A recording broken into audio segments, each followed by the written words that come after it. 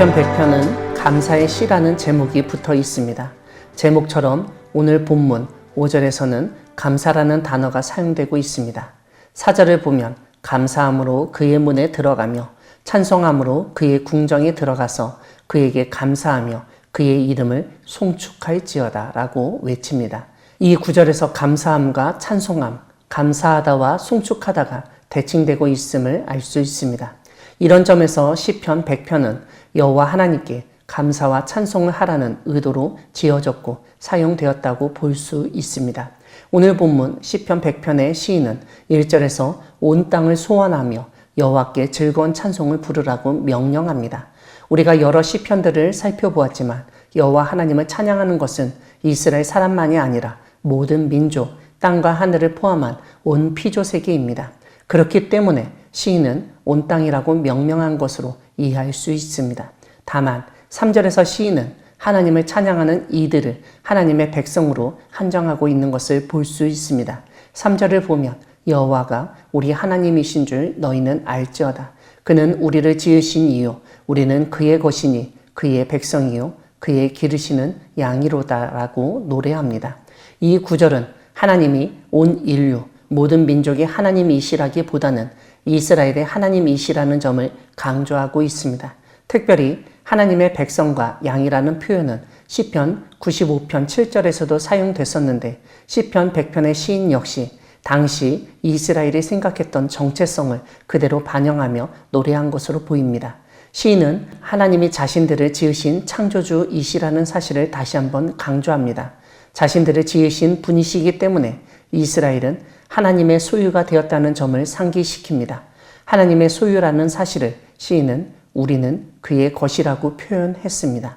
하나님은 출애굽 당시 이스라엘에게 너희가 내 말을 잘 듣고 내 언약을 지키면 너희는 모든 민족 중에서 내 소유가 될 것이라고 말씀하셨습니다. 오늘 본문은 바로 그 점을 상기시키고 있습니다. 다만 3절의 내용을 1절에 온 땅이 말한 것으로 이해한다면 온 땅의 민족들이 이스라엘처럼 하나님의 백성과 소유가 되었다고 인정하고 찬양하는 모습으로 볼 수 있습니다.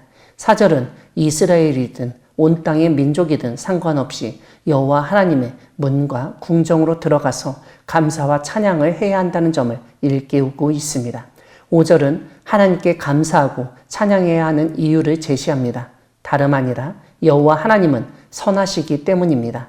이와 함께 인자하심이 영원하고 성실하심이 대대에 이를 것이라고 찬양하며 시를 마치고 있습니다. 여호와 하나님이 선하시다는 표현은 시편 106편과 더불어 시편의 마지막 책인 제5권에서 자주 사용되고 있습니다. 시편 100편의 시인에 따르면 여호와 하나님의 선하심은 인자하심과 성실하심으로 나타납니다. 즉 인자하고 성실한 하나님이시기 때문에 선하신 것입니다. 이것을 반대로 생각하면 인자하지 않고 성실하지 않으면 악한 것입니다. 사랑하는 광야교회 성도 여러분, 하나님은 우리를 백성으로 삼으시고 양으로 기르시는 분이십니다. 우리가 하나님의 백성이라는 말은 하나님이 우리의 하나님, 우리의 왕이라는 뜻입니다. 우리가 하나님의 양이라는 말도 마찬가지입니다. 고대 사회에서 왕은 목자로 비유됐습니다. 오늘 본문에서도 우리가 하나님이 기르시는 양이라는 표현은 하나님이 우리의 목자로서 우리를 기르시고 보호하시고 인도하신다는 뜻입니다. 하나님의 백성은 하나님의 말씀을 듣고 따라야 합니다. 하나님의 문으로 들어가고 하나님의 궁정에서 하나님께 감사하며 하나님을 찬양해야 합니다. 그것이 하나님의 백성의 본분입니다.